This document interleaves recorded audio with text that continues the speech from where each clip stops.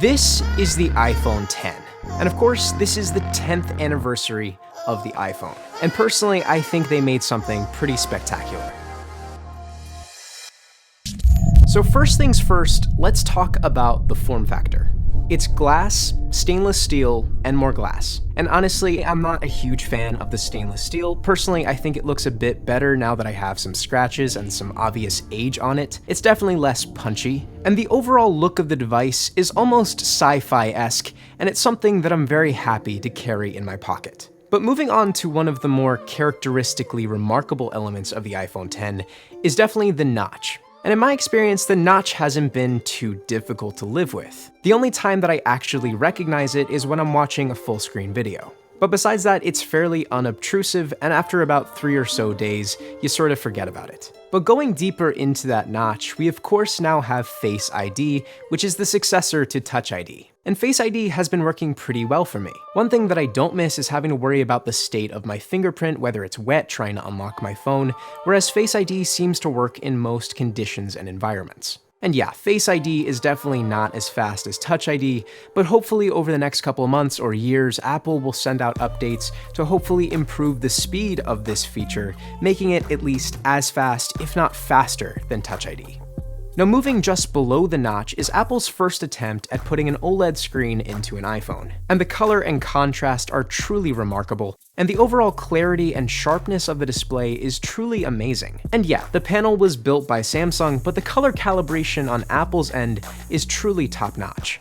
And of course, the performance is great, and the speakers are just as good as the iPhone 8 or 8 Plus, and battery life has actually been pretty good. I've been getting about an hour to an hour and a half above the iPhone 8, leading me to have to charge the phone at around 9 p.m. if I start my day at 10. So rounding out the whole experience with this phone, it's been really pleasurable to use.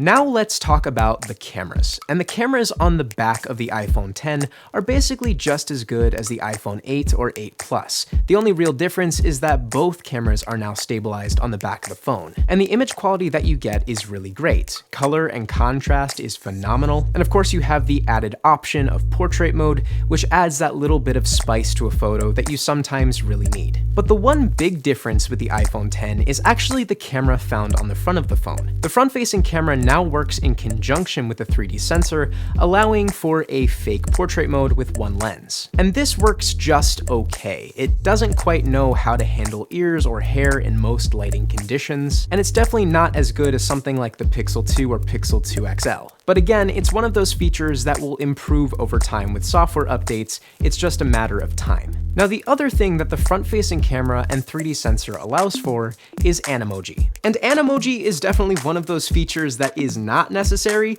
but hell, it is a lot of fun. But yeah, cameras are a pretty big focus with this phone. Pun definitely intended.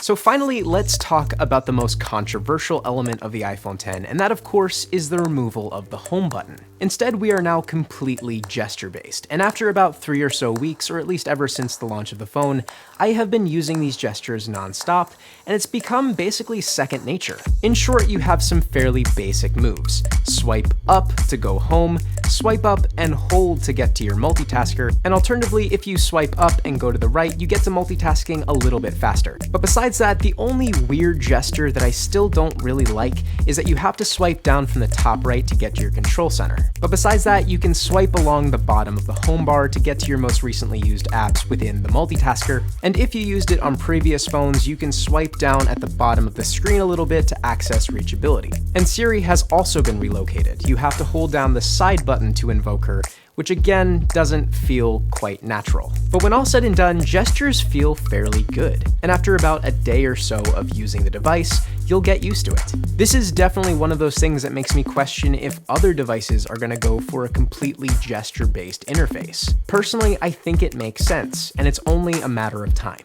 But yeah, this has been 10 years of innovation, and I can't tell you how excited I am to see what happens next.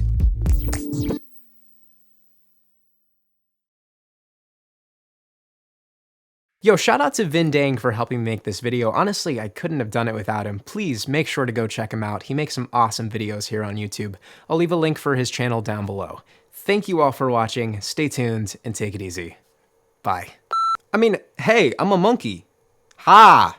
How you doing? I'm a monkey from South Philly. Oh yeah, cheesesteaks, yo. Okay, someone needs to take this phone away from me.